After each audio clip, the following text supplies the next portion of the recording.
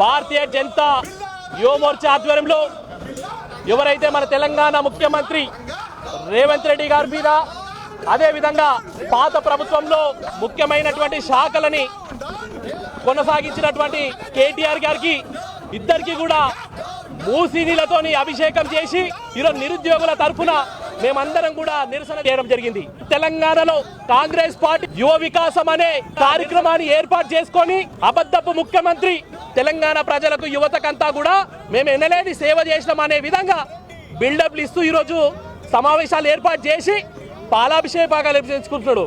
నీకు చేయాల్సింది పాలాభిషేకం కాదు, నువ్వు ఈ తెలంగాణ ప్రజలని మోసం చేసినావు కాబట్టి తెలంగాణ ప్రజలంతా కూడా తెలంగాణ యువత అంతా కూడా నీకు రాబోయే రోజులలో మూసితోని నీకు అభిషేకం చేసే రోజులు దగ్గరున్నాయని చెప్పేసి మేము ఈ యొక్క నిరసన కార్యక్రమం చేసినాం. అదేవిధంగా కేటీఆర్ గారు ప్రెస్ మీట్ ఏర్పాటు చేసి ఈ కాంగ్రెస్ ప్రభుత్వం మోసం చేసింది, మేము 10 ఏళ్ల పాటు ఇంద్ర భవనాలు ఏర్పాటు చేసినాం, ఈ తెలంగాణని అందరం మీదకి ఎక్కించినాము, గొప్పగా చూసుకున్నామని చెప్పేసి సొల్లు కబుర్లు చెప్తూ మరొకసారి తెలంగాణ ప్రజలను మోసం చేయడానికి ముందుకు వస్తున్నారు. రాబోయే రోజులలో వీరందరికీ కూడా సరైనటువంటి గుణపాఠం చెప్తాం.